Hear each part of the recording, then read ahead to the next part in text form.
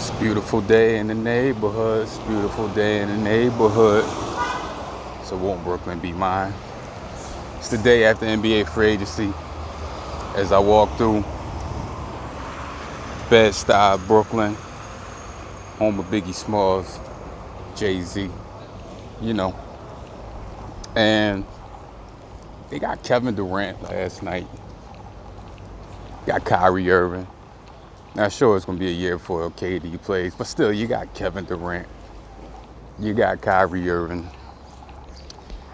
DeAndre Jordan, throw him in there. I think there'd be a little bit more excitement, a little more enthusiasm, a little more people like, finally, Brooklyn going to take over the basketball scene in New York since the Knicks are disgusting. But nope.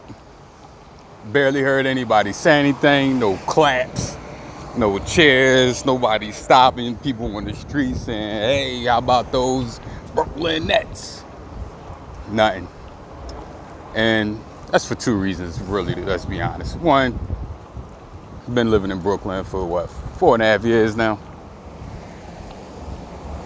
Most of these people don't give a damn about the Nets. Most of them still look at them as the New Jersey Nets.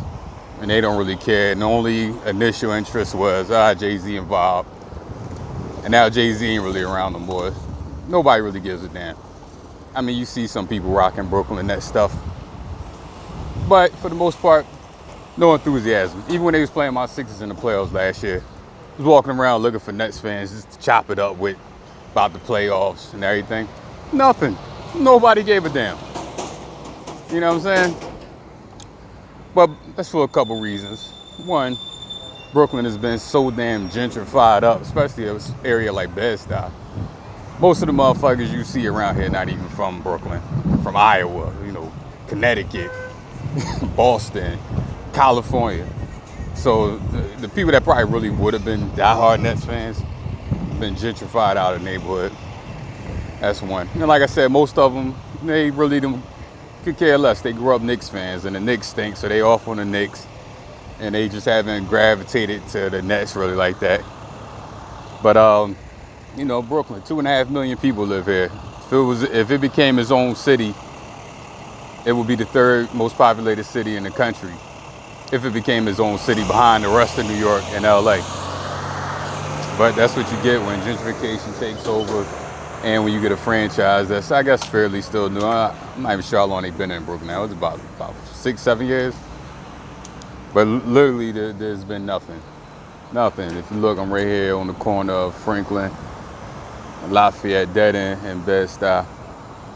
But it's disappointing. Walking around yesterday, walking around now. And I was looking to chop it up with some Brooklyn fans, talk a little, Nets versus Sixers. Nets versus the Knicks, Celtics,